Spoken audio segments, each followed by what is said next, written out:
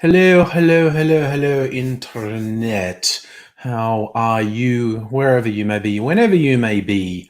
If you're watching this back at a later date, I hope you enjoy me keeping you company in some strange, time dislocated way, but still. No need to be alone with modern technology. Yes, and apparently, I always look up, what is today the day of? Someone has declared it the day of. And it's apparently Visit Your Family Day, which is interesting timing because for a lot of the world, that's something that's become easier to do, as in you're allowed to do it for the first time in a couple of months. Most places are relaxing restrictions a little, at least, to let you visit people. Varies around the world and indeed around the country, of course, but there's a little bit more freedom. Kirsten, you can't visit your family because borders are still closed. That was an interesting thing I saw, is looking at the ABC's roundup of things that are happening. They looked at the whole thing, and that decision, and I think Western Australia was the first state to do it, to have hard borders. The federal authority said, yeah, that was never based on any advice from us. We literally never said that would help reducing the spread of infections to have hard borders within Australia. But a lot of the states that had less infections are sounding like they're in no rush to open borders. I mean, New South Wales had almost half of all infections in the country, and Victoria had second most. Not surprising, the two most populous states had the most cases. The other states have kind of made it clear that they're in no rush to open the borders again. Lion Spider, hello to you as well. Yes. So I don't know. I feel like a lot is going to change in the next month. I mean, like in about 2 weeks in Melbourne, pubs are going to be allowed to open. Was it with 20 people or 50 people? I'm trying to remember. Because Dan Andrews actually said when that Scotty from marketing said the first thing, oh, stage one, you could let places open with 10 patrons. He said, well, we talked to people in hospitality, and that's a stupid idea. No one can make money doing that. So we're going to wait till we're more confident and going to open it up for more people. So hoorah for that. I mean, that just seemed to makes sense. Do something when it actually makes some sense rather than just because you can. And now we have the time for when more things are going to open. Not that I'm necessarily going to rush out. It's 20, is it, Ingrid? Thank you. Dr. Obama, have I seen the recent New Zealand opinion poll? Jacinda Ardern 56 in primary. Yeah, but the popularity of a leader doesn't always translate to votes in individual seats. We shall see. I'm not surprised she's a popular leader because she seems to have been doing quite well. Blind Spider, you may be right. I have no faith in Morrison, and if he was the sole arbiter of what happened, I think we would be in a worse situation than we currently are. Kirsten, yes, the great state of Australia wanted to leave the Commonwealth. Who knows? Because you're saying it's 20 people, but only with food. That interests me because not all venues sell food. But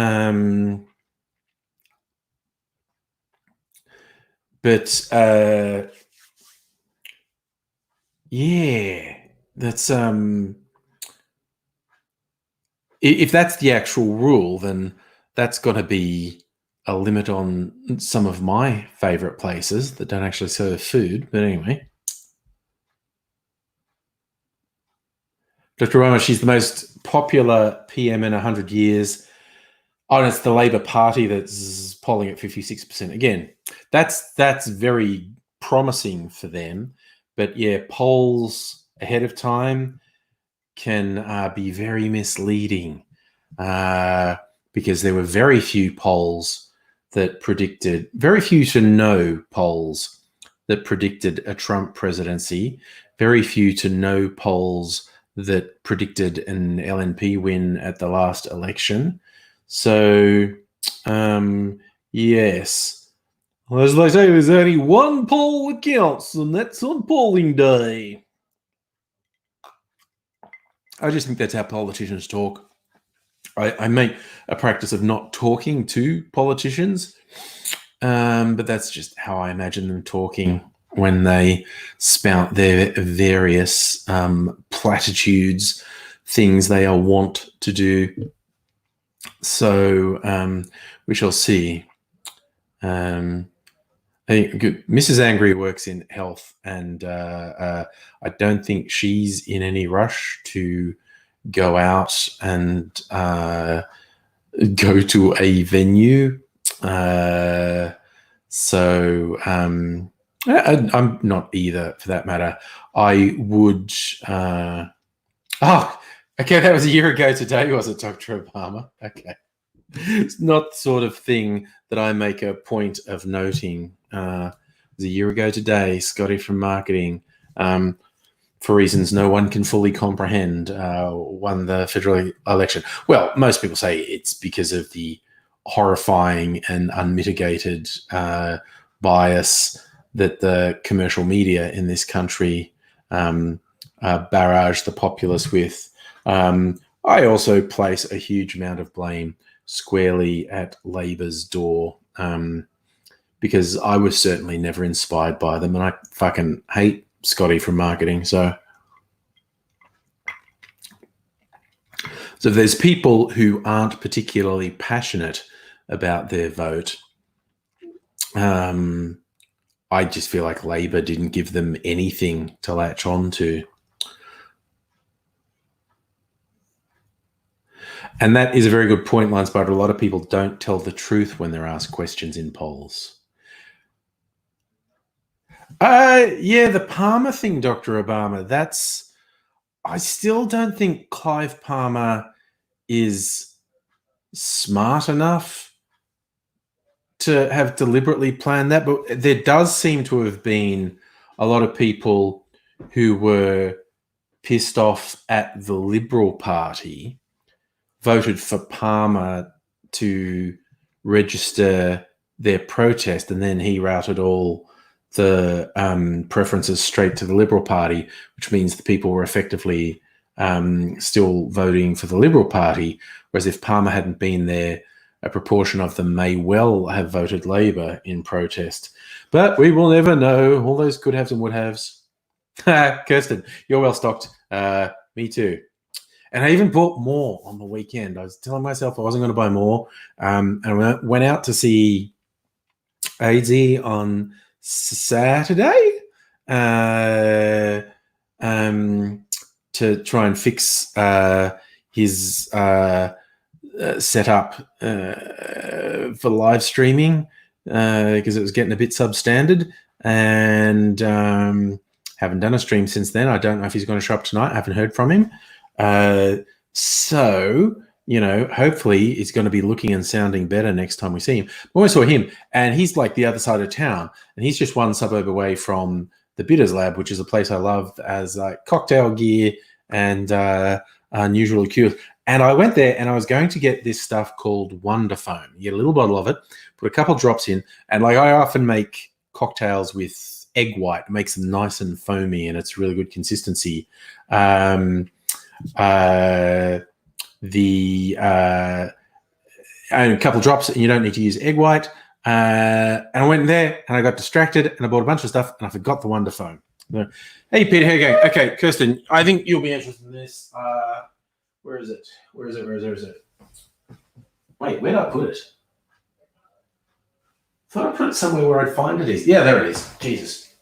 So I got some bar equipment. Like I got some Death Star ice molds, which I haven't used yet, so I can't show you any Death Star ice balls. A citrus squeezer. I just got a refill of Velvet Falernum because my Falernum was almost gone, and the Bitters Lab's one of the best value places to get Falernum.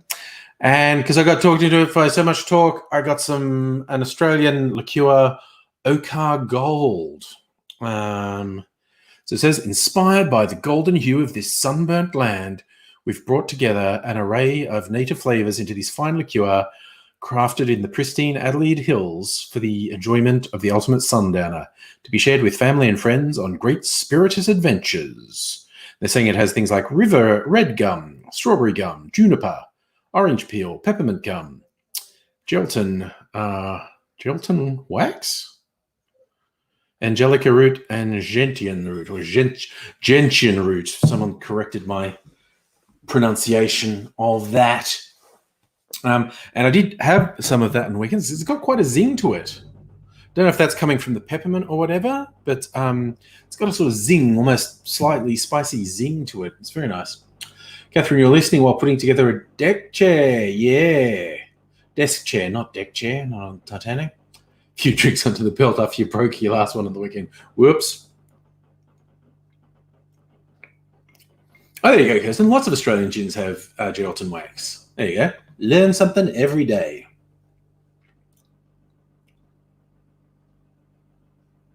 Yes, Lion Spider. It happens with cooking as well. You plan to cook something, go out and get a bunch of stuff, and then come back home and go, I forgot the main ingredient. I don't desperately need the Wonder Foam. I was literally just using being over at Aidsy's place as an excuse to go to the Bitters Lab. But forgetting the thing that was my initial impulse, that was weird.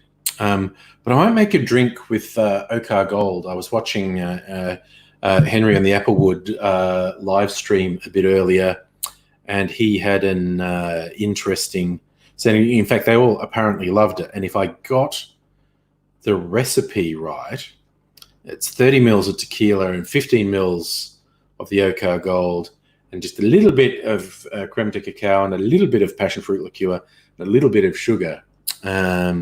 I think it had lemon juice in it too. I don't remember. But they all raved about it. Hey, Strictly Sega, how's it going? Oh, there you go. So gelatin wax gives a lime Skittles flavor. Ah, nice.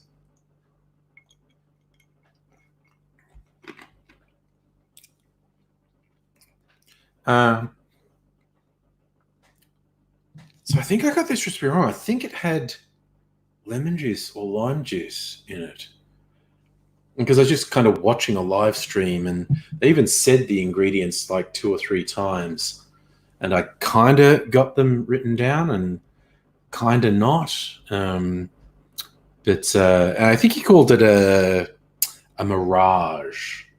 And what I found was interesting, Mirage, really generic word. It's one of those things that if you look up online, a Mirage cocktail, you'll get a dozen variations. Everyone's got their own idea of what a Mirage cocktail is. Oh, Kirsten, you missed it too. Did it have lemon? Do you remember? Did it have lemon juice or lime juice? I'm sure it did. Actually, maybe if I go back and look at the live streams, someone often comments on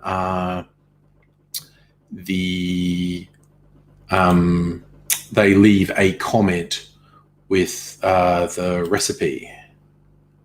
Let me see. Where are we? Oh, yes.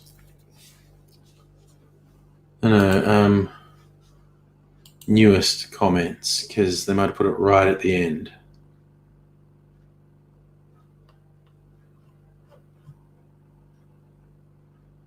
No, I cannot see I cannot. No, newest. That's what I wanted. There we go. Okay. Everyone's saying end of the thing. Thanks. Good night. No one's put the cocktail recipe on there yet. Okay. I'll get rid of that in case it screws up my bandwidth. Nice, Peter. Did he really call the cocktail a mirage, or was it shimmering in the distance and I missed it? Honestly, it could have been an illusion. Oh god, that's the other one, the Midori illusion. Yeah, but when I looked up, I said, I bet there's lots of things under this. Mirage cocktail. Okay. Looking at one that's pineapple juice and vodka and lemon and strawberry juice. One that's ginger beer, strawberry puree, absolute mandarin melon. It's on blue curacao, vodka dry vermouth. So these are radically different. They're not even slight variations. They are absolutely unrelated. And people have just decided to call them. This one's got an egg white. It's got gin, lime, egg white, sugar syrup. This one's a red one. Everyone's got their view on it, and they're all different. There's this red one, melon vodka, pineapple juice. I think I saw that somewhere else. Okay.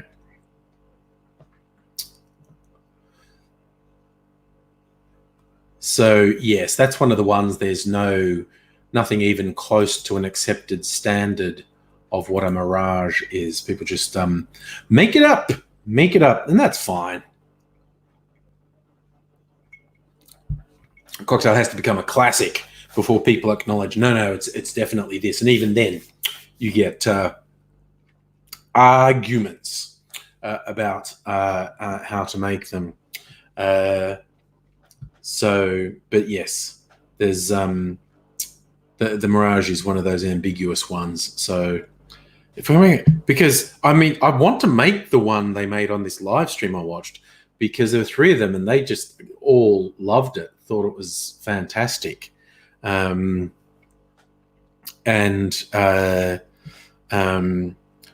I want to see if I can make a drink that is also that good. So, sorry, it's just Monday. I'm obsessing about, I just want to make cocktails on a Monday night. Maybe I will, maybe I won't.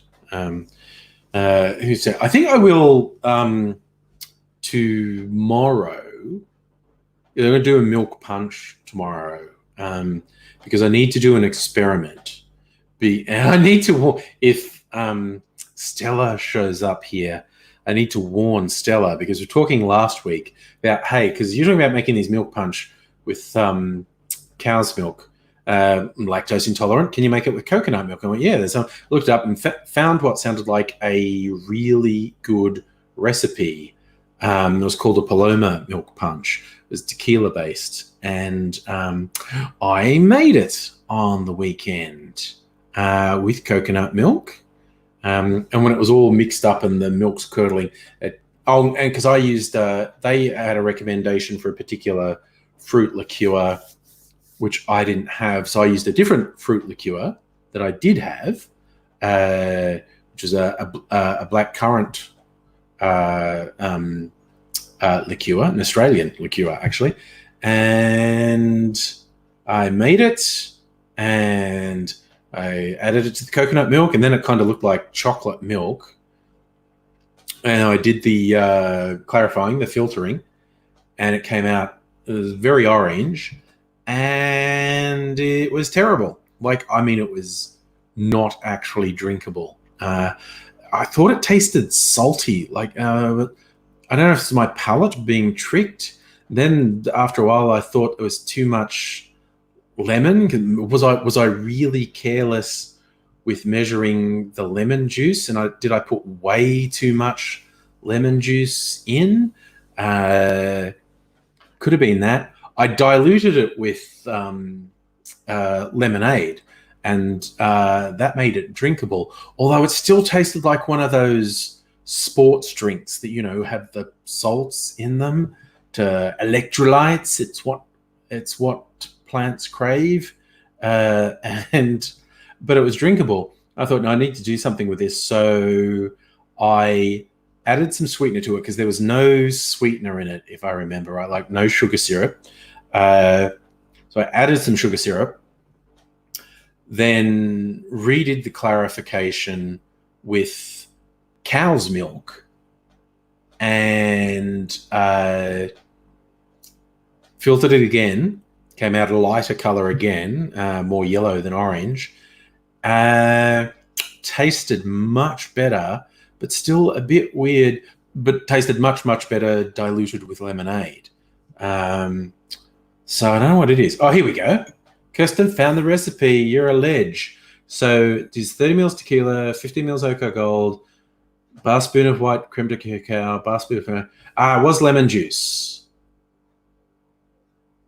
And a little bit of sugar. Okay.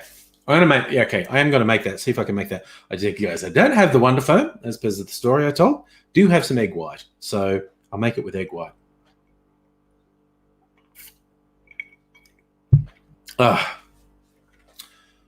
Peter, have I tried making a flaming mo with cough syrup?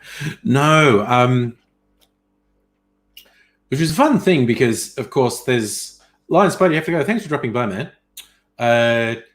I'm pretty sure there is no cough syrup on the market that will light on fire. If you want to light a drink on fire, whatever is on top has to be more than 50% alcohol to light easily.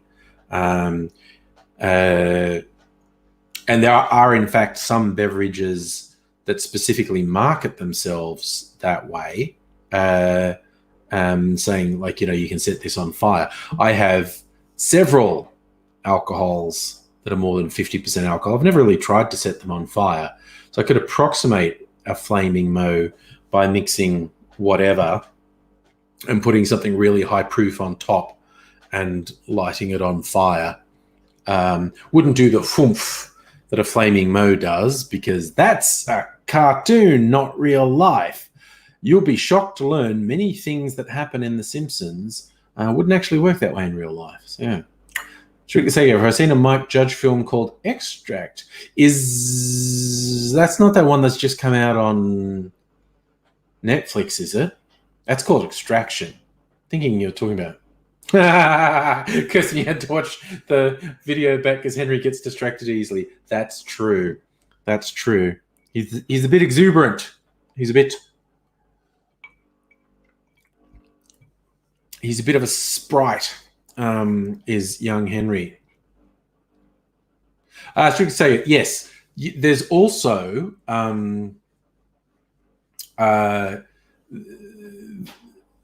I've seen people, they do approximations of how long you burn something, how much the alcohol will reduce. But yes. Oh, that's a good one, Kirsten. Yes, if you want to replicate the foomph from a flaming mo, light it, and then throw some cinnamon on the flame. And cinnamon dust is very combustible, goes up like sparklers. It's a very popular trick because there's a couple tiki drinks that have a flaming thing on top. There's a very popular bar trick to a pinch of cinnamon in it and goes foof. Very clever. Peter, you like the idea of a drinkable Robitussin cocktail that doesn't make you want to puke. Is this just how you want to take Robitussin but it makes you sick? Yeah. It's not something I'm in a rush to try. Although I did... Okay, if you were in the live stream last week, you will remember I made a Pan-Galactic Gargle Blaster. Haven't edited that yet. And also, in the live stream last week, I made what I've declared to be my signature cocktail, the Shut the Fuck Up, which was just all of my high-proof alcohols, 5 shots of high proof alcohol, which tasted surprisingly good in the end, because it's a I say surprisingly because it's a ridiculous thing to do. It was like rye whiskey and Irish machine, Navy strength gin, overproof rum, and 80% alcohol absinthe. Full shots of each of those, and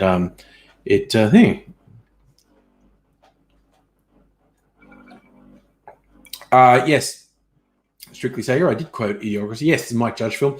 He also made, what else did he make that I liked? The IT Crowd? No, that's the British thing, isn't it? Silicon Valley. God, that's so fucking weird. Silicon Valley, I thought was pretty good. Series Mike Judge did about Silicon Valley, of course. There were lots of good jokes and characters in that show. So, Peter, that would take you out quicker than a Long Island iced tea, because while Long Island iced tea has lots of different alcohol in it, they're all lower proof than what I put in the Shut the Fuck Up. The Pan-Galactic Gargle Blaster also had the Navy strength rum and the absinthe in it. So, because Pan-Galactic Gargle Blaster is meant to feel like having your brain smashed out with a slice of lemon wrapped around a large gold brick.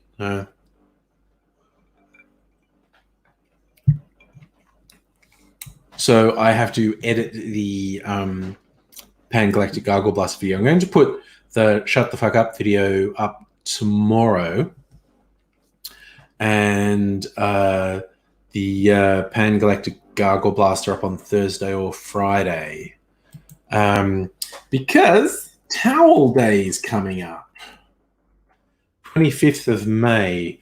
So if I put, it's on next Monday. So, yes, people don't necessarily want to make a really strong drink on a Monday night. Maybe for the weekend preceding it, though. So I'm going to have my version of a Pan-Galactic Gargle Blaster live on Thursday or Friday. So Strictly Sega, when did Extract come out, and what's it about? Because I'm not familiar with that one. Also, Mike Judge did King of the Hill, which I fucking love. It's an animated show. I really love it. Oh, it's old. I'm looking it up on Wikipedia. Got a young Jason Bateman in it because it's from 10 years ago. 2009 American comedy by Mike Judge. It's got Jason Bateman, Mila Kunis, Kirsten Wiig, Ben Affleck's in it, and J.K. Simmons, Clifton Collins, Dustin Milligan. Said to be Judge's companion piece to Office Space. It's about a flavoring extract company. There you go.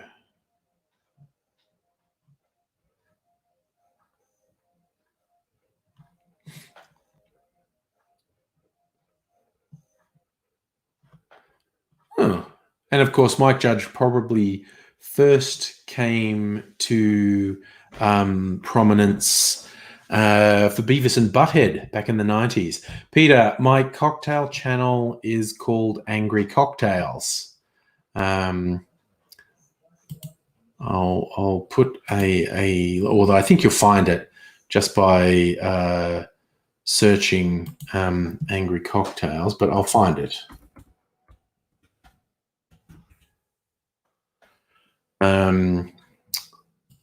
Let's see. It's fun starting and challenging starting a new channel. I haven't started a new channel in 10 years.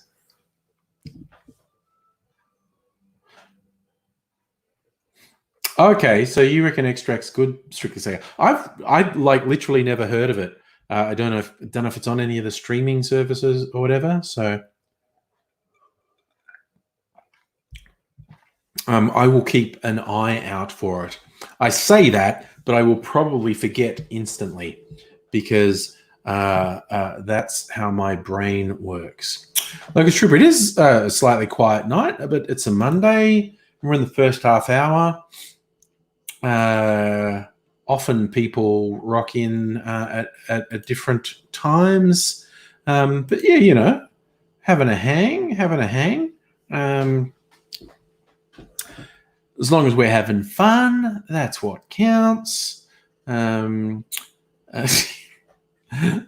my reasoning anyway. I want to have a bit of fun, hopefully, because it's very easy to get stressed out at the moment. I'm doing pretty good. I'm fine, but I keep hearing from friends who are stressed out or anxious or depressed or just not really 100% there.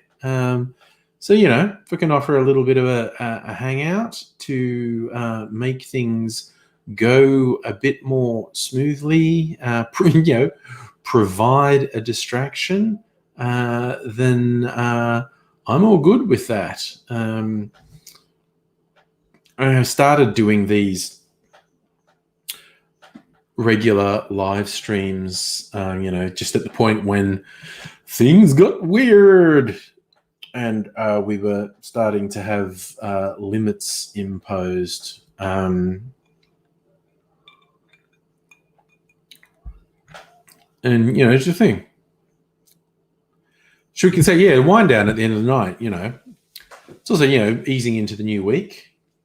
And yes, the GoFundMe. Yes. Yeah, okay, good. We all like unwinding and figuring about things. I finally set up the GoFundMe for AIDSy that we've been talking about for a while. And it's like hit a third of the target in the first 24 hours because I only set it up last night. So it's going great guns. And hey, Luke, how are you? So that was the link that I just put up. I think I'm going to have to manually put it in Facebook because StreamYard and Facebook don't always get on. I'll just put the link on Facebook as well. And all is good. Oh, sorry, Lucas Tripper, you did ask what do I think about the lib starting shit with China. Stupid, pointless. Peter, thank you so much for your donation. I'm sure when AIDSy gets the chance, he's going to be very effusive in his thanks. It's just nice. It's really nice to see people there. I was strictly saying you've already been incredibly generous. Thank you. Yes, turns out everyone loves AIDSy. So yeah, even though I put it up there, don't feel bad if you're not in a position to donate. Completely understand that. But hey, if you get a chance to share it, tell your friends, AIDSy's a pretty good thought, you can help him. So yes, many thanks to everyone who has chipped in on that because it's absolutely fantastic to see. And hello, Aussie Gun Bunny and Justin. How are you all doing? Good to see yous. But yes, I think I did actually text AIDSy and said, look, here's the link and it's going quite well. Good on you. And it's progressed quite a bit even since I messaged him. And I got, do you want me to, I will read you verbatim what AIDSy said. And what he tends to do voice to text and then doesn't care if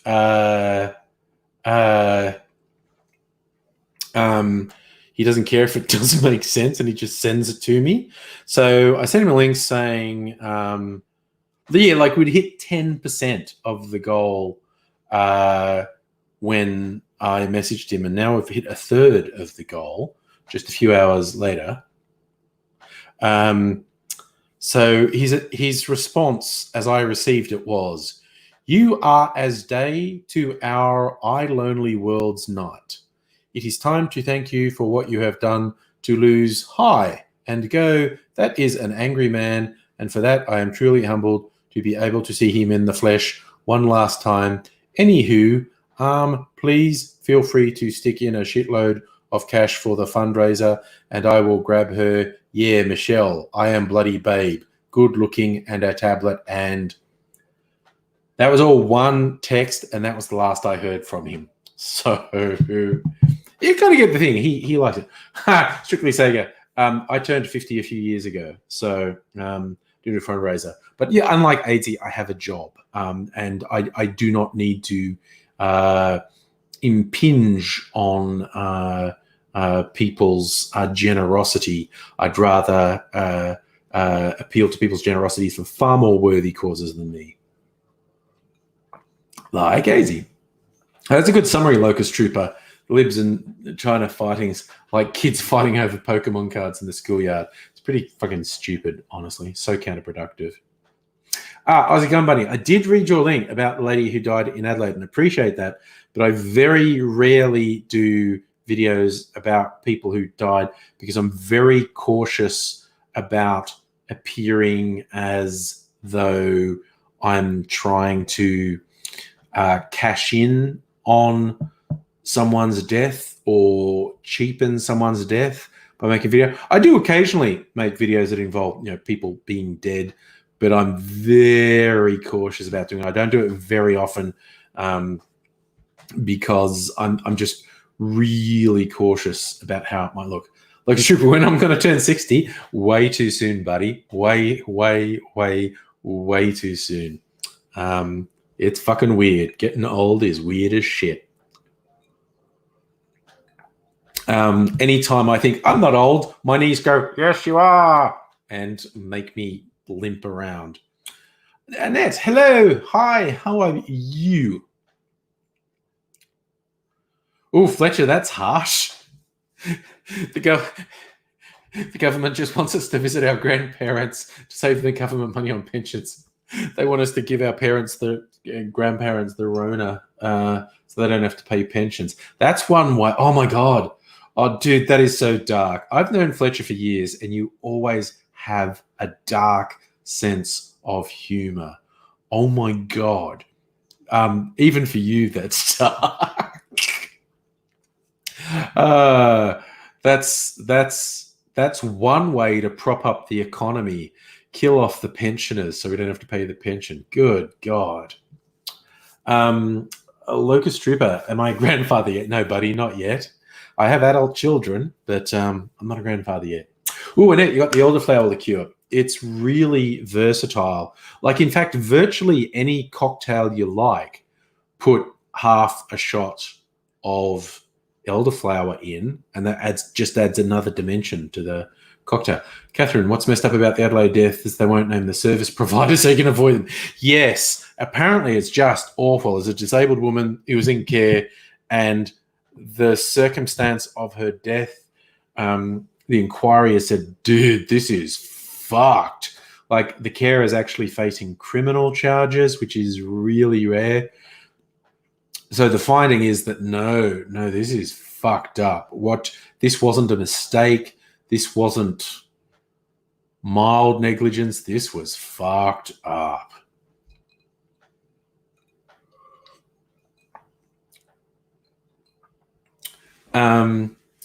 Yes, Peter, it is weird that the pro-life people are all kill the grandparents for the economy.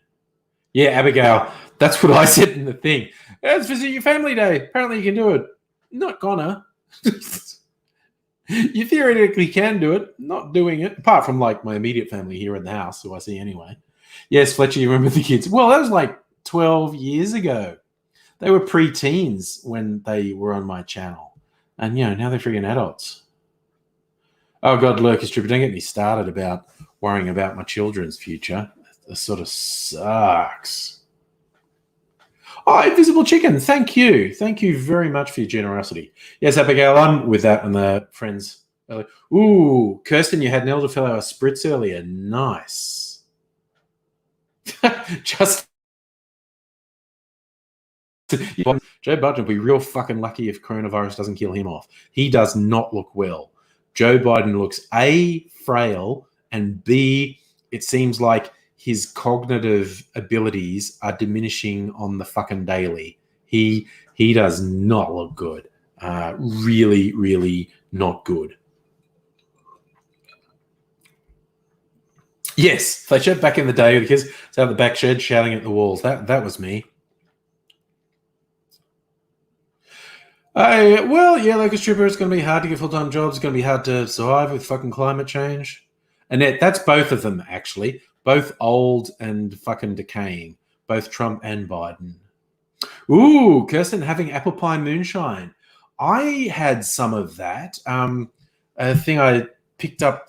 I was from the Dan Murphy's website, I think. I don't think it was in a shop. They had this brand called Freedom Moonshine. Was in they even sold it in a jar. It was quite low alcohol, like it was only 20% alcohol, but it was apple pie flavor. It was pretty good. I kept the jar because it's kind of cool, and I might, take a mixed drink to a picnic or barbecue in it one day. Drink moonshine out of a jar. Yes, strictly say Obamagate. It's just why American reporters won't take it one step further and just say to Trump, you're lying. You're saying a thing that is not true. It's got to the stage where they'll say after the fact that they said, oh, Trump lied in this. But they need to say to his face, you're lying. You're saying a thing that's not true. Because it's a fucking disgrace. Fletcher, see, I was convinced Trump had coronavirus months ago because everyone around him had it, but he was never out of the public eye. And for him to contract it and show no symptoms is a 1,000,000 to 1 shot, billion to 1 shot, because he's old and not in particularly good health. He's far more than likely to survive it. But to show no symptoms at all, no. So I don't think he does have it yet. The chances of him continuing to not get it are diminishingly low because apparently it's just ripping through the White House. Kirsten, yours was from Melbourne Moonshine. Let me see if I can find that. Melbourne Moonshine. Melbourne Moon, it auto-completed to Melbourne Moonshine Apple Pie. Oh, it is? No, it's them. No, that's yeah, okay. It's the same people. The Freedom Moonshine. Yes, I'm old enough to enter the site. Sour Mash Shine. Ooh, that looks good. Sweet Tea Shine. Single Cask Shine. Oh, no, that was something else. Okay. Apple Pie Shine. For mixers, we suggest Cappy Flaming Ginger. So they do 4 sorts of, the Melbourne Moonshine Company does apple pie shine and single cask shine and sweet tea shine and sour mash shine. So our shine, where to buy? Who sells the shine? Not so secret shine locations. Bottle shops. This page can't load Google Maps properly. Who sells it in Victoria? Oh, lots of bars. Lots and lots of bars have it apparently. But bottle shops. Okay, Williamstown, nowhere near me. Port Melbourne, nowhere near me. Warrandyte, nowhere near me. Northcote, nowhere near me. Richcote, nowhere near me. Fitzroy, near me. Ackland Cellars sell it. They're not very near me, but they're probably the closest. Or Thornbury, that's actually probably the closest to me. Okay. The Melbourne Moonshine Company. I like. Do I think Xi Jinping is psycho? He's a fucking authoritarian, man. You don't get to the top of the Chinese Communist Party without being brutal as fuck. Yes, and Abigail is the most obvious bullshit ever. Abigail, you reckon Trump got out cocaine, the virus? He certainly seems to snort a lot of Adderall. Anyway. Yeah, Peter, when Boris Johnson went into hospital, it was a bit of a coin toss because he never got put on a ventilator, but he was clearly not doing well. But he pulled through. Yeah. Same with Dutton. Why do the bastards not die? Not that I've got a list. That would be mean. If I had a list of people that I wanted to get the Rona and pop their clogs, that would just be mean. Oh, I wouldn't be that mean. Oh, Kirsten, you have the sweet tea shine. Oh, a couple of rye whiskies under gospel whiskey. Oh, damn. Yeah. Well, I am trying to up my Australian content in my booze rack. I wasn't going to get this until I finished one of my other bitters, but I weakened on the weekend. So I got some Oka Gold. I am going to get an Australian whiskey when I use up the Jim Beam that I've got there, which won't be for a while because it was one of those big fuck off Costco things. It's probably still 500 mils in it. Maybe not that much, but not that far off. It's somewhere between 300 and 500 mils.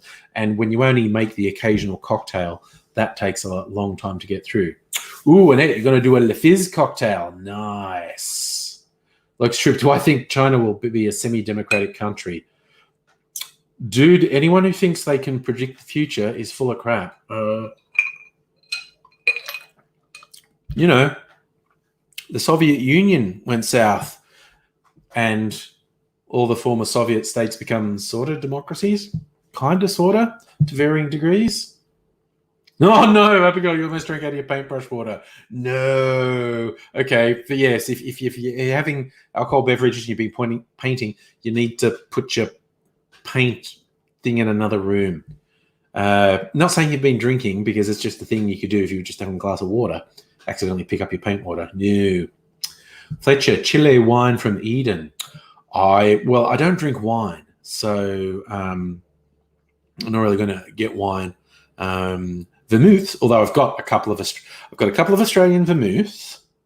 I've got this Australian liqueur, Oka Gold. I've got an Australian macadamia nut liqueur, like as an alternative to the various hazelnut liqueurs that are out there. I've got an Australian blackberry liqueur. What else do I have that's Australian? I've been trying to get more Australian things. That might be it. Vermouth. I've got some Starward, which is an Australian whiskey, but it's pre-mixed old fashions. Kirsten, I'm a whiskey and cocktails person. So if I got a whiskey, it's not going to be something that I, as a rule, I'm just going to sit around sipping. Like a whiskey sour is my all-time favorite cocktail, really. And I often make that with bourbon or rye. Thank you, Strictly Sayer. I knew there was something else. I got those Australian gins on Kirsten's recommendation. Yes. So, see, I'm not an alcoholic. I'm a patriot. There's a difference. So, yes, when I eventually finish that bourbon I have, I am going to get an Australian whiskey. I haven't decided what yet. So, but yes, it will be 4 cocktails. Oh, nice. Kirsten, I need a Nova from Starwood. There's an expert, and Kirsten knows the biz. Your big thing's gin, isn't it, Kirsten? There's I think.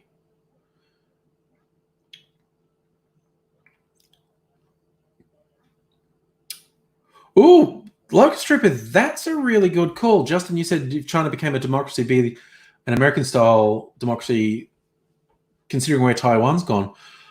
That's a really good call, Justin. They would probably be more like Singapore. Singapore is technically a democracy, but it's really tightly controlled. That's a really astute call, Locust Trooper. I like that.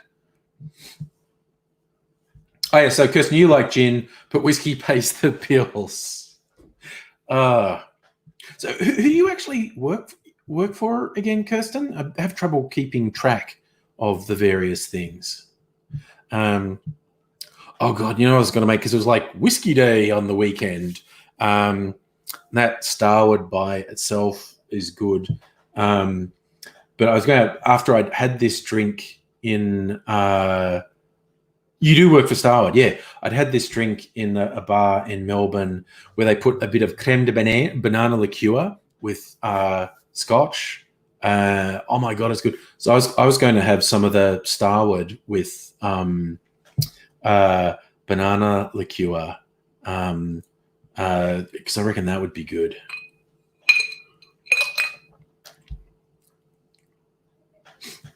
Oh, yeah, Justin, it's true that Taiwan shows a democracy can work with the Chinese culture.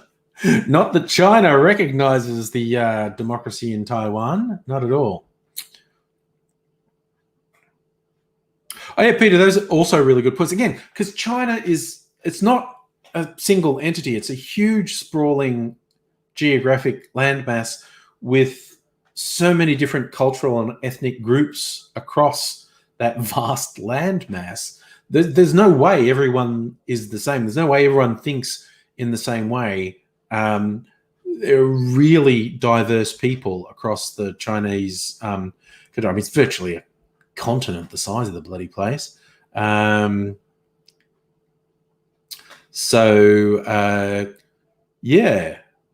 There's always, you're right, Peter, there's always chances of insurrection, like actual Marxist groups as opposed to just the authoritarianism of the party. Holy shit. Kirsten's got almost 200 bottles of Aussie booze. I thought I was doing well with half a dozen. I guess that's what happens when you're in the industry, though.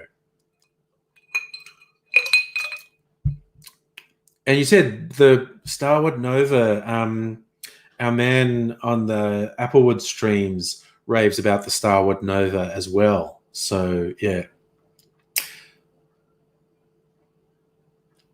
Fletcher, you also make a good point. There's a lot of bullshit about China right now. Yeah, and yeah, it's kind of fun to speculate. We don't friggin' know what's going on with the people there. Oh, that's perfect. That's perfect, Kirsten. You had the booze before you got the job. You earned the job. I like that. And Annette's back with a dangerous cocktail. Okay, helpful message for GoFundMe. We've sent you this email because your campaign's received a lot of support. We want to help you set up withdrawals. If you've already set up withdrawals, you can disregard the rest of the message. We recommend posting updates to keep your donors in the loop.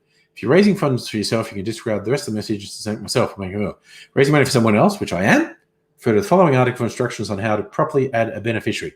Okay, I'm going to have to do this later. If you're raising money for an org, no.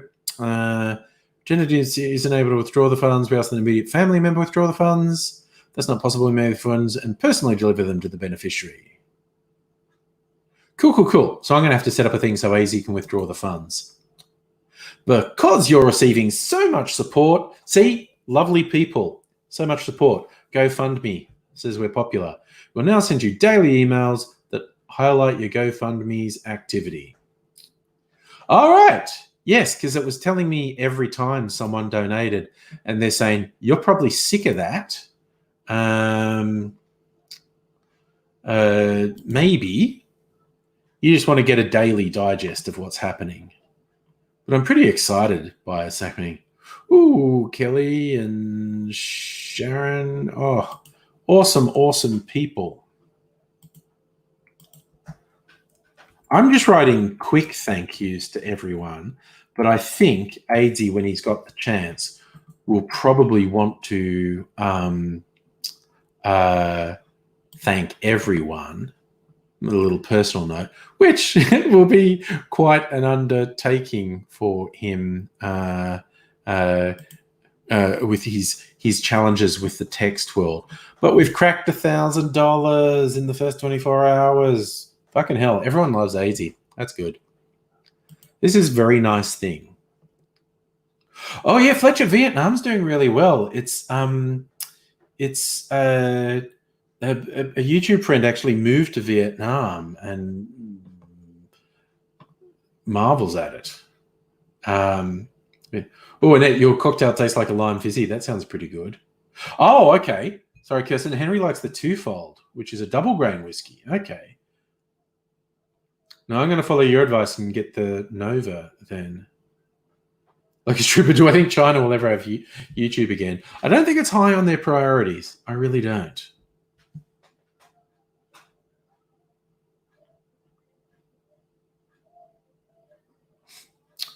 Locust Trooper, GoFundMe lets you set up fundraisers for other people because AZ didn't want the stress of managing it himself. So I actually set it up. This is for Andrew Claire. I'm setting it up. And so it says that I've set it up for him. And they've just sent me instructions on how to let the AZ man actually access the funds.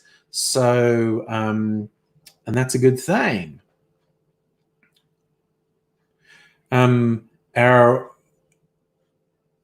target is $3,000. That would let him get a good quality tablet for, like an iPad for communicating with the world. And when things are a bit more relaxed and borders are open, to be able to fly to Canberra to see his family. And it looks like it's going to happen, which is nice. Fletcher, you like mudslides as a drink? Dear, that's a good one. So, Kirsten, both Nova and Twofold are amazing. I know your bias, but that's cool. But it's good to love your product. That's what you're going to. So that's a good thing. There is actually there are so many Australian distillers have started up in the last 10 years. Yeah, it's great. Just to catch the wave of the cocktail renaissance. Good Lord. Maybe I shouldn't make a cocktail if I'm already stumbling with words. I'll make that Ocar Gold Mirage. So it was, how much lemon juice was I meant to put in? Kirsten wrote it down for me. 15 or 20 mils or something like that.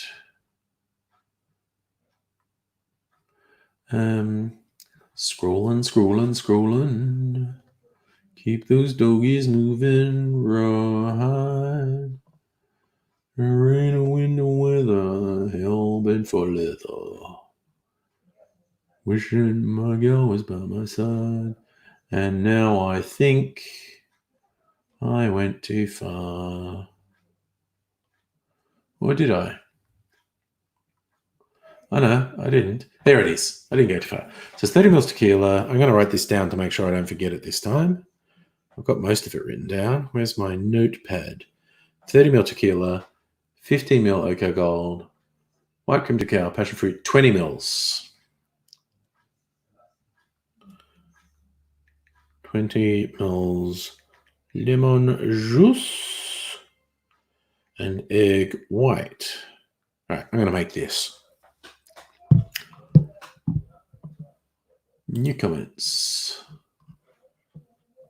Excellent. Catherine, you've got the chair together. Nicely done.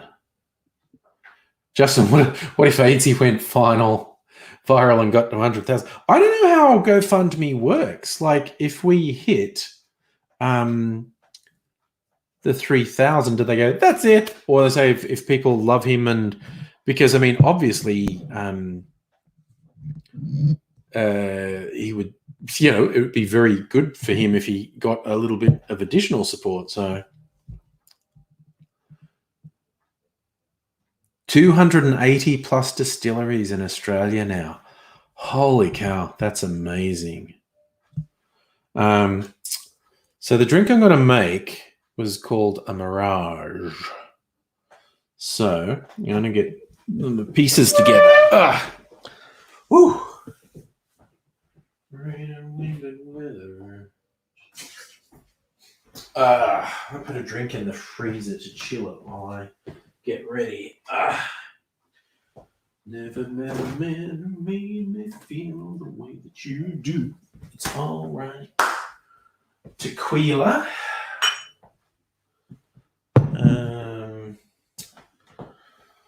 What else are we saying?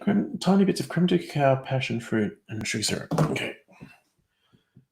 Oh, yeah, no, it's a shaken one because it's got lemon juice. Where's the creme de cacao? That looks like it. Creme de cacao. Passion fruit was here. And some lemon juice. And sugar syrup and egg white. There's my lemon juice. Sugar syrup and egg white. Get some egg from the fridge. Wait, where is it? Where's the egg?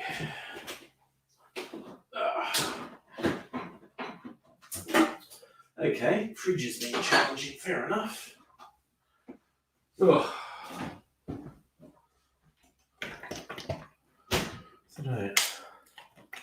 Cool. Oh, my shaker. Where's my shaker? Put some ice in it. Ice, baby.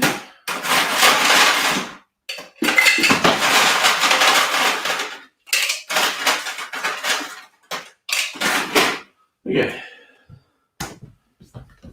Okay. Oh, did I get? Yeah, I got the jigger. Cool.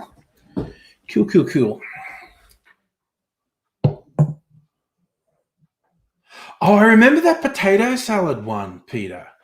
That went really wild. Okay, so GoFundMe keeps going as long as people keep giving money. There you go. Blanco tequila. Kirsten, if I remember rightly, he very specifically said use Blanco tequila rather than Reposado. I'm right, aren't I? That's my memory of the live stream, that he made a point of saying use Blanco tequila, not Reposado. Reposado, however you say. Oh, that's weird. Okay. So, fitting mills.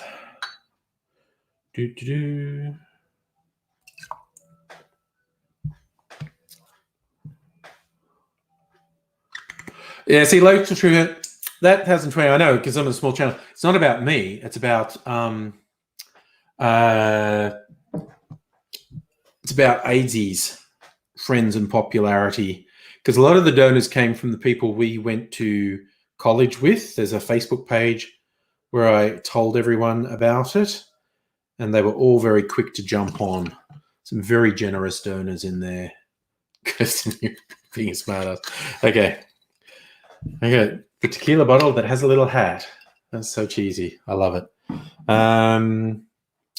Right.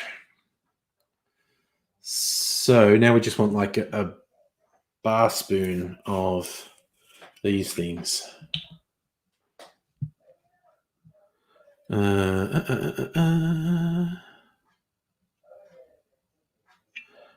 Creme de cacao, a little bit of chocolate flavor in there. Oh, Locust Trooper, I'm impressed. I'm stunned at just the incredible generosity people have shown in these first 24 hours.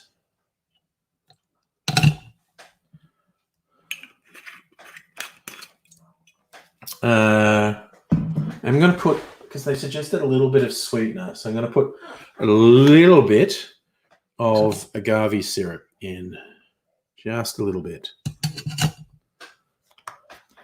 Agave should go well with the tequila, because tequila being an agave-based spirit. Go in there. All right. And some egg white. All right. think I got everything in there now. Oh no! I better not show the curse of the tequila bottle again. I'm getting flashbacks. I think everyone's got something they did that way. So I'm just going tequila, Oka Gold, cacao, passion fruit, sugar, lemon juice. I forgot the lemon juice. 20 mils. Okay. Oh, a little bit of lemon juice. Little bit of lemon juice. A little bit more. There we go. That'll do. But that wasn't too much. Right. Now, we shake, and I have to remember where I put my strainer.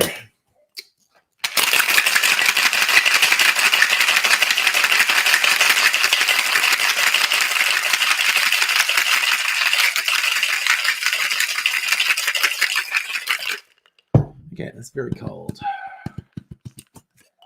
Okay, nice and foamy from the egg white. The drink, the glass that I chilled for a little bit. Not for long enough, really, but needs must when the devil drives. All right, now let's see what this looks like. Ooh, that's in a nice golden color.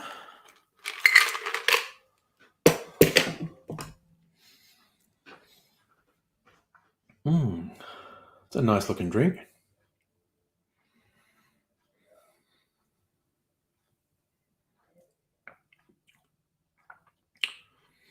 I dub thee a good drink. It's good because there are those little touches of the creme de cacao and the passion fruit. They're not the dominant flavors. You've got I don't know, the tequila and the Oka Gold have balanced each other because it doesn't taste, even though it's, how much tequila did I put in? Was it 30 mils? Full shot? Yeah, so it's a full shot of tequila. But this, isn't like an overpowering tequila drink, even though it's the dominant ingredient. There's a really good balance between the Oka Gold's a little bit bitter, just a little bit of sugar, a little bit of the passion fruit, a little bit of the chocolate. The consistency from the egg white is really nice. And nicely chilled from the shaking with ice. Yes, that is a good drink. I'm a fan of that drink. It's nice.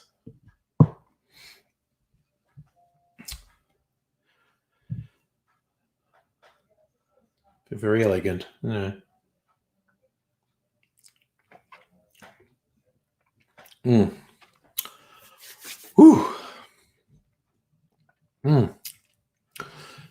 It's got a little bit of the bite from the tequila in there, but almost surprisingly, the tequila doesn't overpower everything else. So, this is the thing, because I'm making it to the cocktail. People go, "Oh, do you prefer this or that?" I go, man, I just put tequila in cocktails. I'm a rube. I can't tell the difference. Oh my god, because you don't even have tequila at home in your hundreds of bottles. Nice. You like the police box t-shirt, David? Yeah, it's a Kmart special, this one. I think I only paid about $5 for it. Less than 10, definitely. There's a Kmart near where Aidsy lives, and one day I was there with him because he was getting his prescription from the chemist in the mall. And I said, I want to look in the Kmart while we're here because they often have something good on special, and just went through the t-shirt range, and the TARDIS on special. I think it was only about $5. It was definitely less than $10. And I was like, score! Got myself a TARDIS t-shirt. So I'm a bit of a bargain hunter, actually. So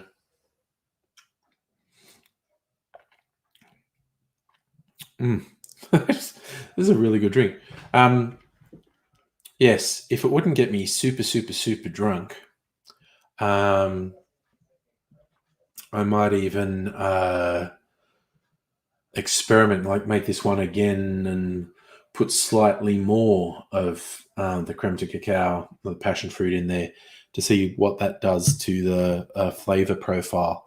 This actually tastes like a really fun drink to kind of play with the ratios. Oh, yeah, that is a fun fact, David. Scottish police boxes were red. That's an interesting point, Kirsten. No one makes a commercially available Aussie agave spirit yet. But someone's got one in preparation. Nice. Of course, you can't call it tequila. It has to be from Mexico to be tequila. But you can make an agave-based booze, whether it's tequila style or mezcal. Annette, this drink was christened a Mirage, but as I was saying earlier, if you look up Mirage cocktail online, you get a whole range of absolutely astonishingly different recipes that have nothing to do with one another, that different people all call a Mirage. So it's one of those ones where that's just a free floating name that people occasionally give a drink. I tell you, I'm just going to really quickly look if this site has one.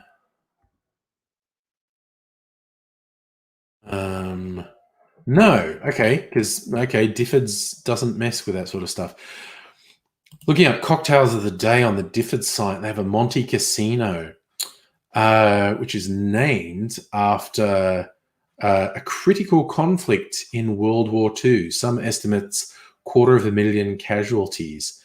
Allied forces, Americans, Britons, New Zealanders, Canadians, Indians, Algerians, Moroccans, Tunisians, Nepalese, and Poles made 4 attempts to take the mountain to open the way to Rome.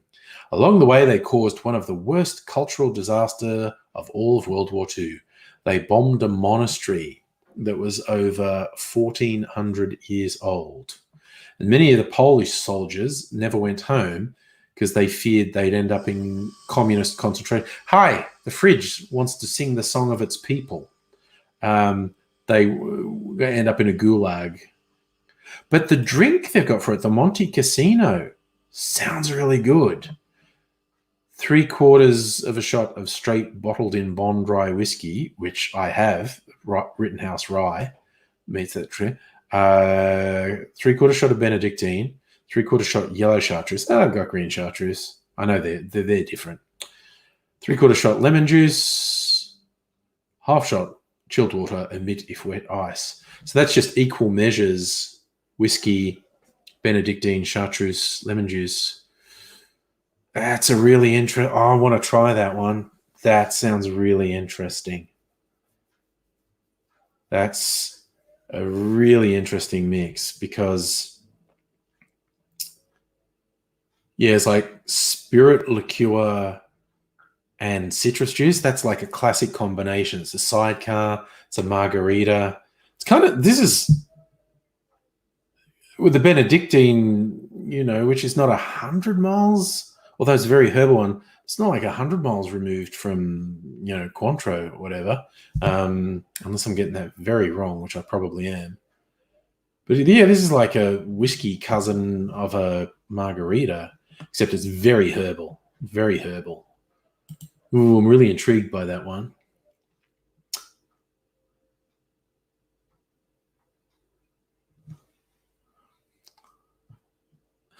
Locust Tree Brave. I have many names on many platforms. So, okay, Kirsten, you actually found Oh, I could use the Okar in place of yellow chartreuse. That's perfect. Oh, fuck it. I'm trying that. I was only going to have one. I have 2 drinks. No, I'm definitely doing that. Yes.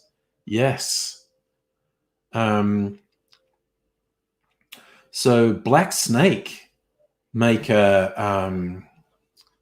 okay, I'm gonna have to look that up. Ooh, Annette, a chocolate orange margarita, favorite cocktail ever. Ooh, wow. That is sounding interesting.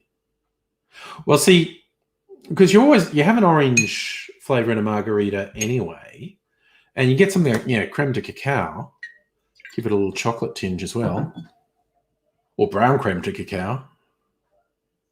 Yes, because here to help me get drunk. I'm going to look them up. What are they called? Black Snake? All right, I'll look up Black Snake. Black Snake.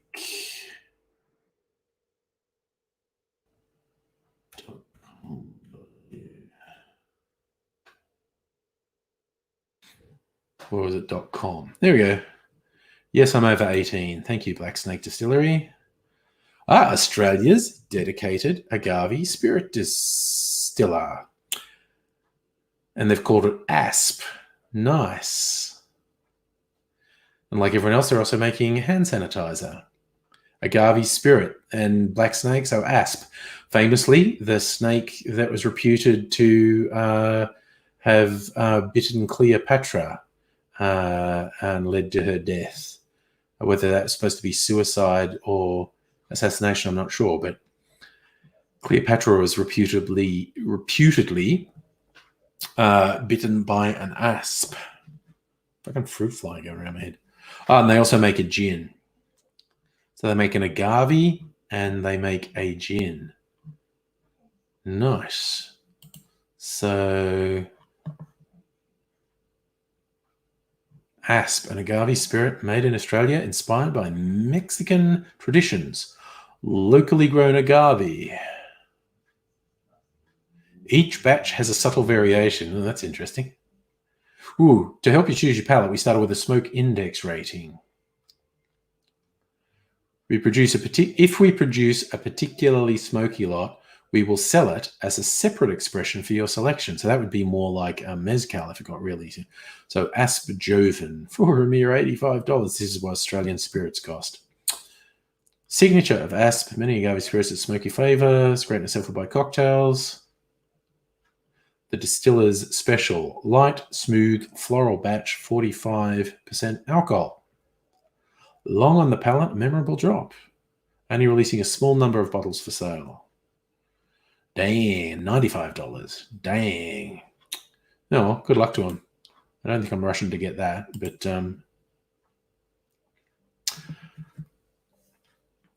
David, the Monty Python cocktail have Saint Germain elderflower liqueur, elderflower syrup or simple syrup, champagne prosecco. That's nice.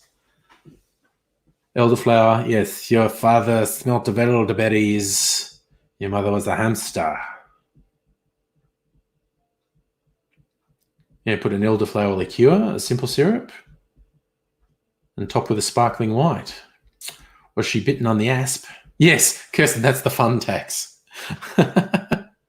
When you see the prices of spirits, particularly in Australia, and you hear like how cheap they are in America or somewhere else, you go, well, I think it's more than half the cost is tax now. And I've said this before, I'll say it again, I'll put forward the possibly contentious view, I'm okay with that. Alcohol causes a lot of problems, even at the prices it is now. So I'm not in a rush to protest and demand lower taxes on alcohol simply because of the societal cost that goes with alcohol. Yes, as I say, possibly an unpopular opinion. It's the dirty commie in me. Everything should be taxed. Even when you can't particularly trust the government to use taxes wisely. Okay, so approximately half. Okay. So $85 of tax per litre of alcohol. Yeah, it's... And I know, I think distillers complain they're taxed more harshly than winemakers. I'm sure the winemakers don't like them highlighting that. But that's the classical quote, Annette, about Cleopatra. She clasped an asp to her bosom and died of the wound. Is that because she was like heartbroken over Mark Antony? She supposedly had a fling with Mark Antony, didn't she? Guy who assassinated Caesar. Was part of the assassination plot on Julius Caesar. As famously phrased by William Shakespeare, as the group of assassins stab Julius Caesar, and Brutus is the last one to slip the knife in, and Caesar goes in shock, et tu, Brute, then falls Caesar. Now that's Brutus, not Mark Antony. Why am I saying Mark? Mark Antony is the one who, in Shakespeare, was very angry about the assassination of Julius Caesar and gave the speech, I come not to praise Caesar, but to bury him. And he whips up the crowd to hate the assassins because most people were completely okay with the assassination. But Mark Antony whips up popular sentiment to turn on the assassins. I was confused.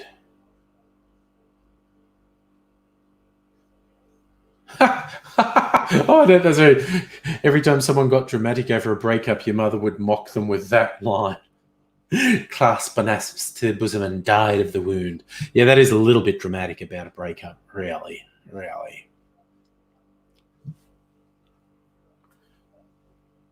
Jesus. Sorry, David. I don't need to hear things like that or see things like that. Government health advice to reduce the risk or harm from alcohol-related disease or injury for health in men and women. Drink no more than 10 standard drinks per week. Sure. Okay. Just because the shut the fuck up video is the guy made one cocktail that was probably 10 standard drinks. Jesus.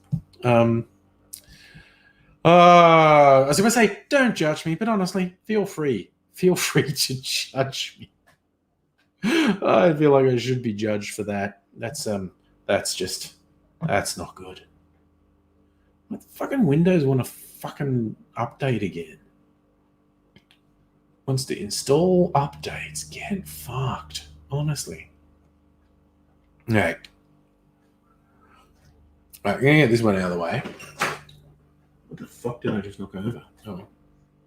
I'm gonna put another glass in the freezer. I'm not making the drink straight away, but I'm gonna chill a glass. We'll do a Nick and Nora. Like that glass. You go in there. All right.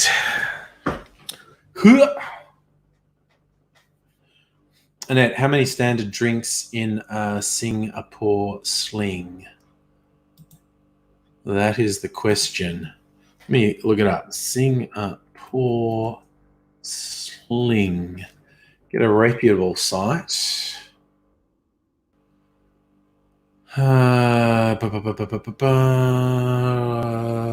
These guys are okay. So this particular recipe for a Singapore sling: 3/4 of an ounce of gin, 1/4 ounce Grand Marnier, 1/4 ounce cherry liqueur, 1/4 ounce herbal liqueur. Not that much. That's 2 standard drinks. I'd say, on average, a Singapore sling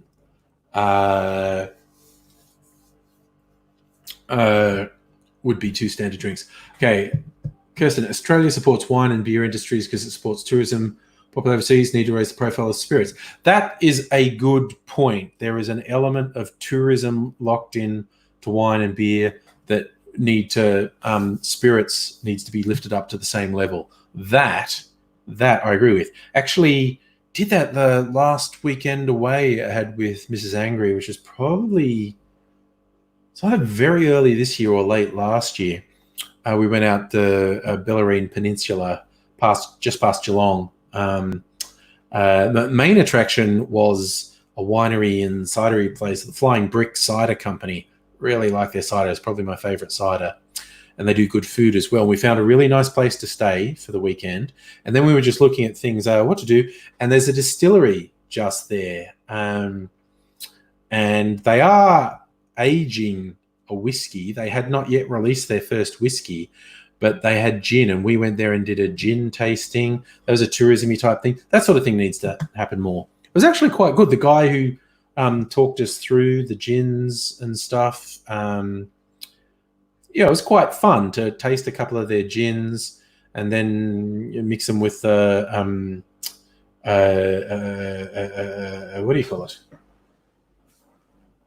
Well, I've forgotten what it's called. Tonic water. I kept wanting to say soda. It was not soda, it's tonic water. So it had gin and tonic. That's quite good. But yes, that could be a big tourism thing. What's a good nightcap? You're meant to have, like, was it a digestive? What's a good nightcap? 5 great nightcaps from Kiss Mattress. That sounds a bit fucking weird. 6 best nightcaps. Okay, I trust this site, Lecher.com. What do they recommend? Oh, Manhattan. I am a big fan of a Manhattan. Lavender honey cream. Wow. Scotch and soda is a nightcap, apparently, or a hot toddy, or a French connection.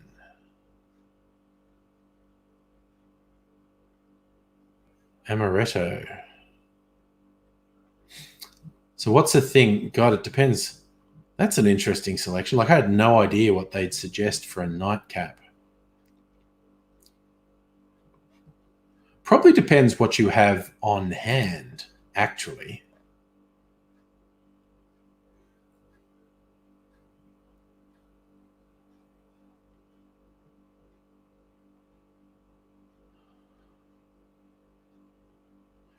Actually, I like Esquire's drinking stuff. An endorsement of the nightcap.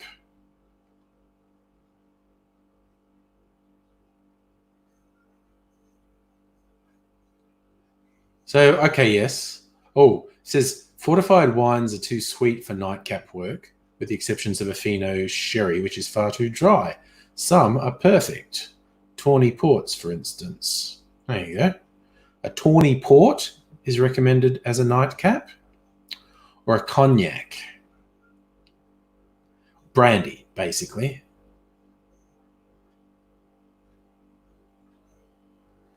Ooh, and they're also recommending Irish whiskey as a nightcap, or a rum as a nightcap. Look, basically, booze is a nightcap. Whatever. Invisible chicken. You should watch the videos even though you don't drink. Yeah, that's fair. That's it. Teddy and the Fox, Kirsten. Of course you'd know it. Yeah, the Bellarine Distillery. Russ's Legend. Yeah, it was a really nice place. Yeah.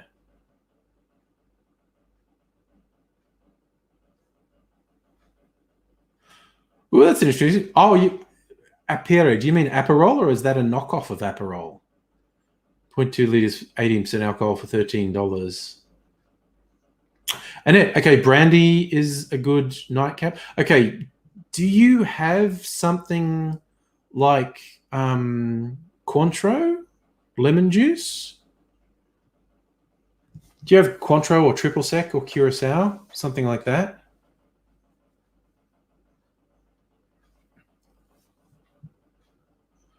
Because if you do, then you've got the makings of one of my favorite drinks, the Sidecar. Okay, so I do like one shot of brandy, half a shot of Cointreau, half a shot of lemon juice. That's a Sidecar. That's a really nice drink. One of my favorites.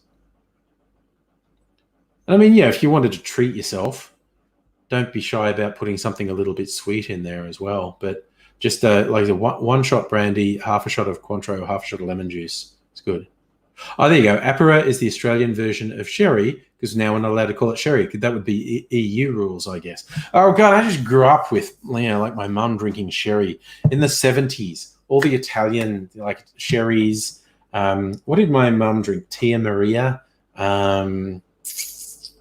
There's another sweet Italian wine my mum would drink with lemonade. God,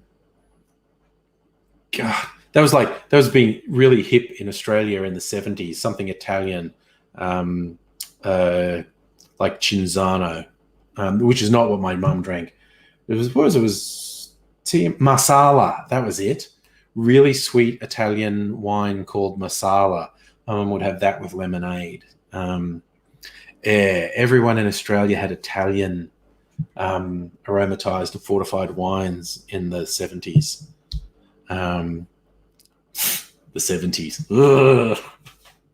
Oh, the 70s was a wild and lawless land. Look up 70s cookbooks. They are just wild. The sort of things that were acceptable in the 70s. Shocking. All right, I'm going to rinse this out because it's got a lot of egg white in it. And I'm not putting egg white in my next drink. What's acceptable in the 80s?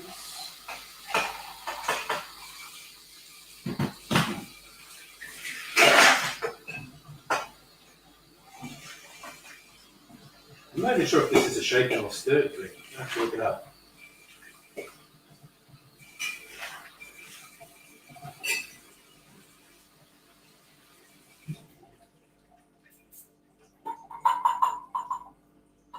All right.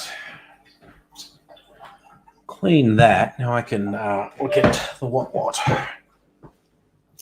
Yeah. There was something else, because you're saying not allowed to call Sherry anymore. I feel like there was something else that the EU was stepping up that you weren't allowed to call. I can't remember what it was now. That happens every now and then. Like it's true, you came back just when I was away from the screen. Right, so gonna oakify the Monte Casino.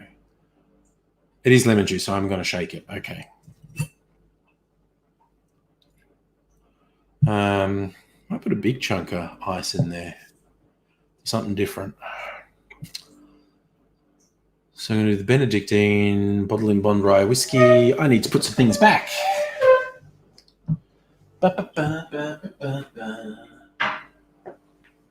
This back.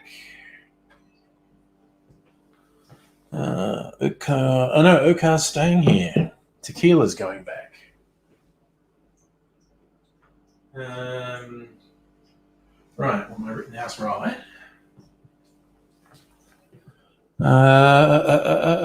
Benedictine, right. Benedictine.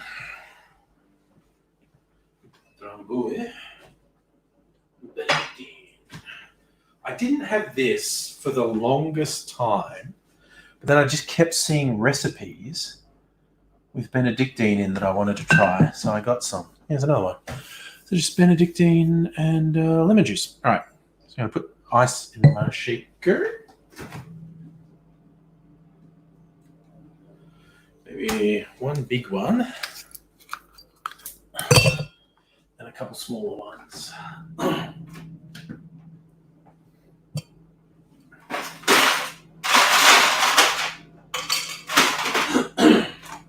Right.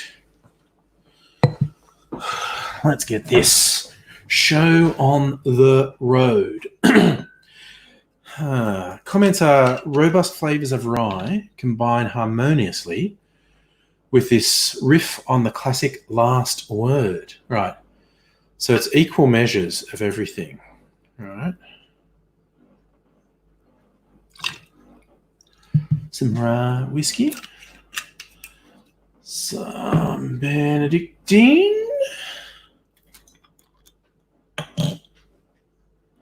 Was acceptable in the 80s.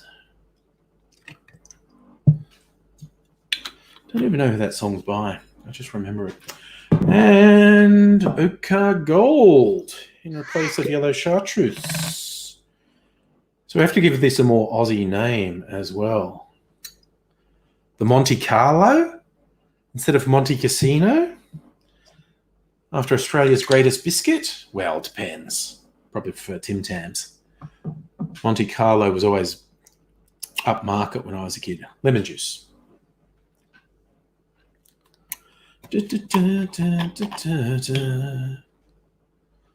All right.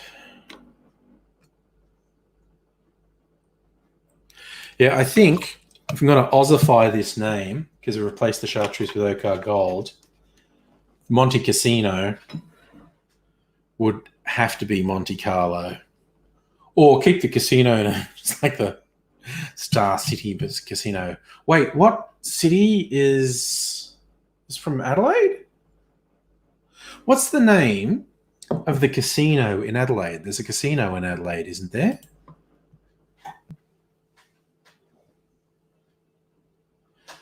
That's true, Catherine. You can't call sparkling wine champagne unless it's from the Champagne region. And as I found out, like, because I was comparing, I made the same drink with just brandy and cognac and Armagnac. And I looked up what the difference was. Cognacs, all the grapes come from the Cognac region of France. And Armagnac, it comes from the Armagnac region of France. And brandy just comes from anywhere. So they're all brandies. But yeah, cognac with grapes it comes from are all from the Cognac region. Armagnac's all from the Armagnac region. So yeah, you can't call it cognac or Armagnac unless you're in the Cognac region and Armagnac region.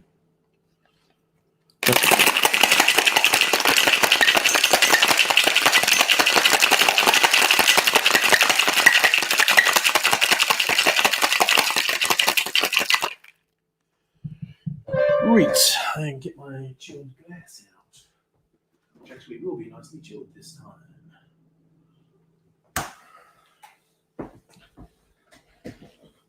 I like this glass. It's got etchings on it. Locust Trooper, have you been living on rock? Is there a new bottle for lime mix? I don't know what you are referring to with lime mix. Catherine, the Adelaide Casino is just the Adelaide Casino. Oh, well, that's dull. So I'll go back to Monte Carlo as a name for this one. One of Australia's favourite biscuits. All right, it's another very golden yellow drink, unsurprisingly. Orangey yellow almost. Yeah.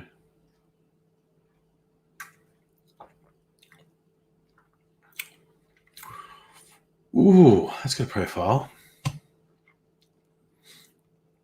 Yellow bottle I had before. Do you mean this? That's just lemon juice from Costco. oh, Abigail, you went there.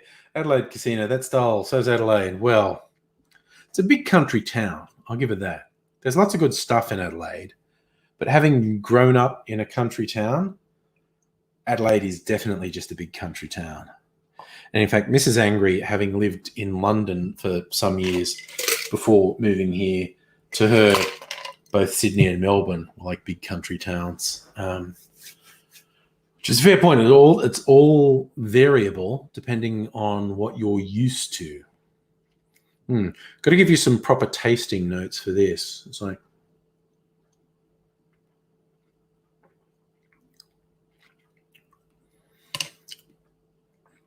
well, I'll tell you what, the Ocar Gold goes really well with the rye whiskey because rye whiskey is less sweet than other whiskies, like particularly compared to a bourbon, which is much sweeter. Rye has kind of spicy notes to it.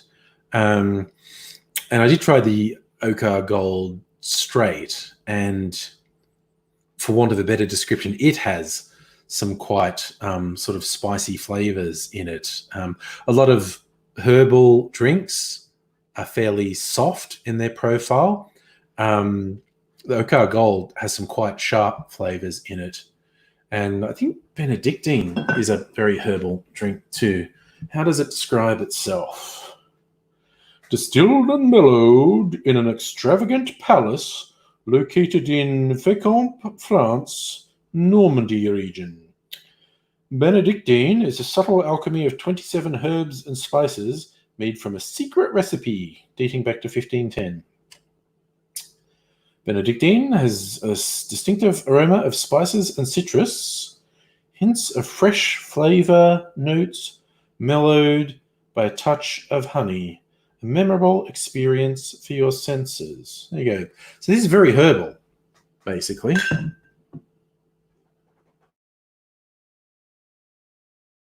Or like a mini Melbourne. Yeah.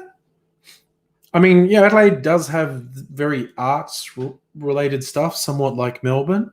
That's true. What did I say? This was a riff on a paper plane? Adapted from a drink created in 2010 by Damon Dyer at Louis 649 New York City.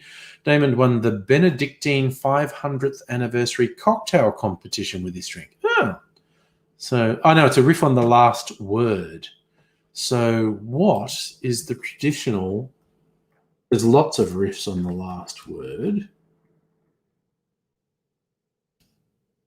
What is your traditional last word? Is gin and green chartreuse and Mirage. That's really different. That's really different. Every ingredient is different. Why are we saying that's a riff on the last word when every ingredient, literally every ingredient, it's not even lemon juice, it's lime juice. Good Lord. It's going to make me angry. Okay, so variations. A Dublin minstrel is Irish whiskey. Okay, so I suppose it's the chartreuse. But they keep having a fruit liqueur, and Benedictine is not a fruit liqueur. It's another herbal one. Yes, okay. You got tequila and yellow chartreuse and apricot brandy. Grappa, green chartreuse, maraschino, and lime. Mezcal, green chartreuse. Okay, here's one. The Final Ward, which I have heard of, is rye whiskey, green chartreuse, maraschino. Okay, it's a variant on that. I'll give him that. It's a variant on a variant. Call it the golden word.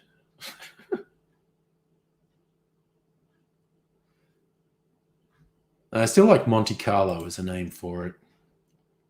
Yes, Locust Trooper, Australia is the only country I've ever lived in. I haven't even traveled that much. I have traveled to the US, England, Philippines. I'm not much of a traveler. And I've always lived on the East Coast too. So I lived in the country, a couple of different towns in the country. Then I lived in Sydney, and then I lived in Melbourne. I'm an Aussie. I'm an Aussie through and through. He said, deliberately doing an accent that was very not Australian. Do you ever, I don't know about anyone else, but do you ever catch yourself sometimes when you say a word and you just realize, oh my God, I say that so Aussie? It's usually a vowel sound. It's usually a vowel sound, usually an A in a word. Every now and then I'll just catch myself when I say something. Oh my God, that sounds so fucking Aussie. So fucking Aussie for compared to other words. But anyway, it's the only one I ever will live. I'm not planning to live anywhere else. I honestly, you get people say, oh, you're a proud Australian. I don't even know what that means. Proud of what in particular? But when I think about, do I want to live anywhere else? I go, no, I think we've actually, and of course it's a bias and it's limited by my experience as well. But in broad terms, when I look at the combination of climate, lifestyle, opportunity, and culture, there is nowhere apart from Australia that I want to live. There's nowhere. Definitely, I've got to retire there. I've got to move. I would definitely like to travel more, and I kind of regret having not traveled more when I was younger. But yeah, I definitely don't want to live anywhere else. I mean, I'd probably adapt if for whatever reason I ended up living somewhere else.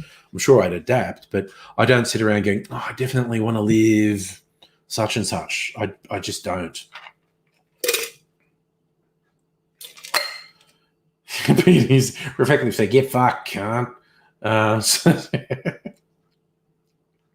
Oh, God, I remember years ago, I went and saw this singer-songwriter from New York who I like when first time she came to Australia. Her name's Christine Lavin. Anyway, she's very into talking with the audience, and she's got a very New York accent. And she's talking to the audience, and I don't know, someone shouted something in the audience, and she said, "How did you get here?" And he says, "Me car." And her face just went blank, and she said, "What?" And he repeats it, "Me car." And she goes, and she just looks really worried. She's like, "What? Am I having a stroke? Have I missed something?" And the guy just goes, "Me car." And the whole audience is like, he's came in his car. What's the thing? And then like a light bulb switches on over her head and goes, "Oh, your car." And like if to her, an American would say "my car" and really pronounce the R. He said "me car." And she did not know what he was saying, which is just hilarious. To ask a really straightforward question, how did you get here? Get a really straightforward answer, "me car," to have no understanding of what the person has just said to you. I still remember that because it was fucking hilarious. Just because she was so worried. She's like, "Why don't I understand what he's saying? I haven't had any problems with anything anyone said up to this point. What the fuck?" Yes, that's what I can see. She's going, "Have I gone crazy? Am I having a stroke? Why can I not understand it?" And she eventually, it was just one of those things where the pronunciation was different enough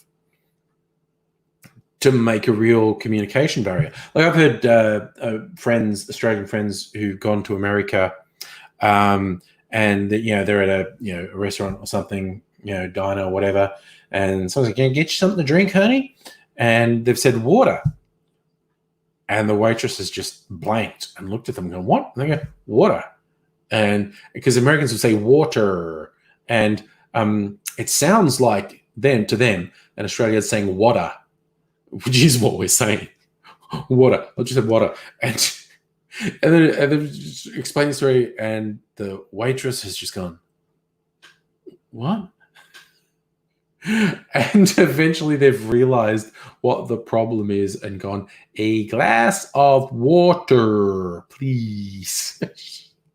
But again, you're an Australian. You're not trying to be clever, just saying water. And the waitress has gone, "Fucking what? What's water?" It's just funny. Yes, Australia is one of the top 3 countries for living standards. Very good. So, Peter, you remember Brendan Burns talking about being Aussie in the UK, quite a posh Aussie accent. Everyone treats you like a backwater. Oh, yeah, absolutely. The bias with accents is real. Not just Aussie, like Southern US accents. There's an American comedian I discovered recently, thanks to one of my favorite podcasts called Behind the Bastards. He's a Southerner. His name's Billy Wayne Davis, and he's got a real Southern accent, and makes him sound dumb. And there's a really, and he's like very left-wing progressive, but he's got this real down-home Southern accent that a lot of people unconsciously think, I think this guy's racist just from his accent. I think he's dumb and racist. And he's very intelligent and very progressive. And there's a video of him on YouTube dealing with a heckler. Doesn't like that. And at some point, she just goes, "It's because you're racist." And he just goes, "I'm racist? What did I say that was racist?" And because he hadn't said anything racist. And she says something, goes, "Oh, I get it. It's the accent." It's just like he's really conscious of how things come across in his accent. Yeah. Good point, Abigail. Yes, the very rounded R in the American accent is comparatively unique, except Boston accents are much closer to Australian accents. They don't do the round R. They drop the R like Australians do. Boston accents, it's a really weird provincial accent, which probably comes from it being a really Irish town. But of all of America, in Boston, they really drop the R, and they sound definitely much more like they're Australians than any other American does. Locust Trooper. I've had the chance to go to the number one country, Norway. 30,000 a year unemployment benefits. I'm not saying I wouldn't have a good time in Norway. I'm not saying I wouldn't settle in and be happy, but I've got no urge to go there.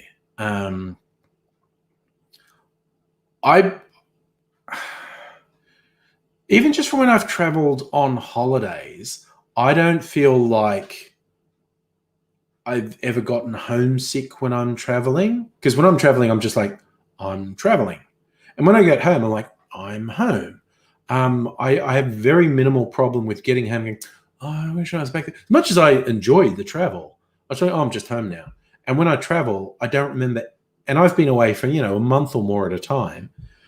I don't remember ever being homesick. I don't remember going, oh, I'm missing this about home. No, I'm here. This is where I am. This is where I am now. I'm doing stuff here.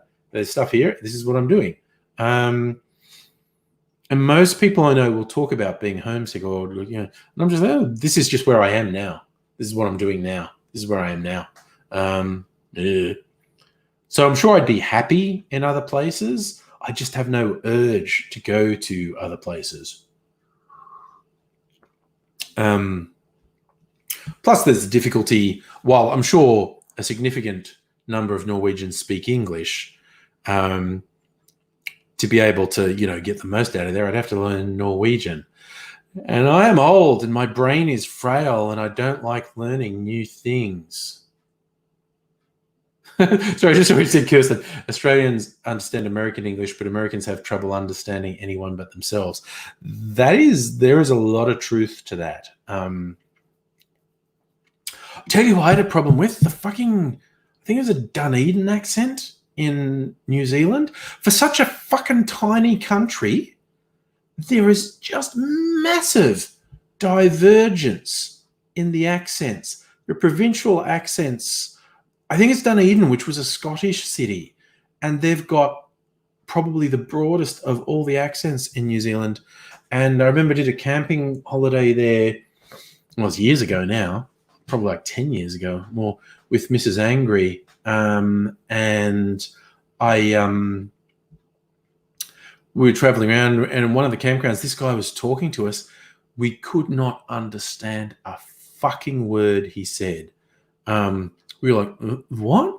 And when we said what, he thought we were having trouble hearing him, so he'd speak louder. And we were like, and I was this close to saying, no, dude, your accent, I literally can't fucking understand you. When his wife called him away and saved me the embarrassment. But we were on one of the tourist things on the Franz Josef Glacier. One of the tour guides was a uni student from Dunedin, and I think so he had a more educated Dunedin accent, and I could hear the same accent, but he was very easy to understand. But this dude we met in the caravan park could not fucking understand him, and I was not expecting that in New Zealand, for someone to have an accent that I just couldn't understand. Like, if you go to the British Isles, the provincial accents change every fucking 5 minutes when you drive around. And I was kind of prepared to bump into people in the UK whose accent I would have trouble with. I was not prepared for that in New Zealand. I really didn't know they had such huge divergence in accents as well. Kirsten, Norwegian speak flawless English. Your bestie lives there and you miss her every day. If anyone wants to marry a hot Norwegian doctor, so I can import her. Jesus, that sounds like a pretty good deal, quite honestly. Doesn't seem like you'd have that much trouble getting a taker. All right, well, so, geez, Kirsten, next Applewood live stream, gonna have to boast to Henry that we Oka-fied a Monte Casino. Swapped out the yellow chartreuse for Oka Gold, and it fucking works. Rye whiskey with Oka Gold. They balance quite well. And I'm also kind of intrigued. Now they said that it's a spin on the last word. So your classic last word is gin and chartreuse and maraschino. So now I kind of want to try, although I say green chartreuse, now I kind of want to try gin and Oka Gold and maraschino and lime juice.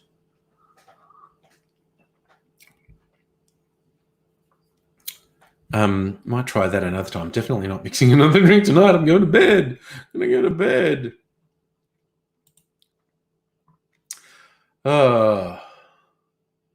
I just saw on this site a variation on a Long Island iced tea. This is an LA, Los Angeles iced tea. This is vodka, gin, light rum, triple sec, green melon liqueur, and then lime juice and sugar syrup. There's a bit of a slight variation on a Long Island iced tea. Oh yeah, no, Kirsten. I think he loved the idea of us Oka-fying a drink. Fantastic tip from you to swap out the yellow chartreuse with Oka Gold, because I was just going to put green chartreuse in, and it worked. The spice notes in Oka Gold and the spice notes in the rye, yes. Might also try it with lime juice one time, because a lot of the last word cocktails have lime juice in them. Have it with lime juice to compare. Invisible Chicken, someone with a speech disorder means he speaks with an American accent despite never lived there. I've heard stories. Okay, Strictly Sega, after editing. My friend, thanks to you for your contribution to the AIDSy Fund. So grateful to everyone who's taken part in that. That Invisible Chicken, that thing with the accent. I've heard multiple stories of people who suffer head injuries, like go into a coma or something, or lose consciousness. They wake up and they're talking with another accent, and they can't stop. Something like jiggled the fucking speech centers in their brain, and they talk with a different accent, and they can't control. Fucking brains are weird, man. The more I learn about brains, the more I think, like, Jesus. Like, that's why I think when you get all the nerds going, oh, yes, we're going to understand intelligence and we'll have artificial intelligence and we'll upload our brains to the internet. It's like, dude, we don't know how brains work, okay? You guys can barely make computer code work. We simply don't know how brain works. You guys are overestimating your abilities so much. We still have the most rudimentary understanding of how the brain works. Anyway, I think Invisible Chicken, you feel the same as me, Michelle? Yeah, I like that. Exactly, Peter. Fucking STEM nerds who don't understand philosophy of the mind. You get very good scientists who really do understand the philosophy of the mind and the human elements, but because I work in IT, computer nerds in particular, massive blind spot. Oh my God, your friend moved back from London and had a weird accent. Had to tell her to stop. It was terrible. Yeah. People can pick up weird fucking bits of accents when they travel. Because you try and fit in a bit when you travel and you modify your accent, and then you get back home and you don't realize you've modified your accent. Everyone goes, what the fuck is wrong with you? What the fuck are you doing? Yeah. Anyway, thank you, wonderful people, for your company tonight. Pretty good start to the week, I think. I feel much better able to coast into the rest of the week having spent some time with you. Peter Christian Bale's accent's head fuck. He changes all the time. Yeah. Abigail, yes, you specialize in AI neural. We have no idea how it works. At least but you're ahead of other people because you're admitting the difficulty in understanding how it works. The fucking jerks who go around like it's just going to happen and they've got their magical thinking happening. Like, no, you don't know. You don't know. Anyway, thank you, wonderful people, for your time. It's been fabulous spending some time with you. Look forward to seeing you again soon. Hopefully we'll have AIDSy together tomorrow. I think he's going to be extremely excited the degree of support the AIDSy Fund is getting. And he's probably going to be very effusive in his thanks. And like I said, no pressure when I mention this. Not expecting anyone to donate. Not everyone's in a position to. You maybe don't want to. That's absolutely. You could be a billionaire and not want to. That's fine. That's your thing. If you ever want to help, share, say to friends, hey, this guy's pretty cool. Support him. But yes, I echo that cousin. Toodle pip. Off to bed. Thank you, one and all. Hope to see you again soon. But bye.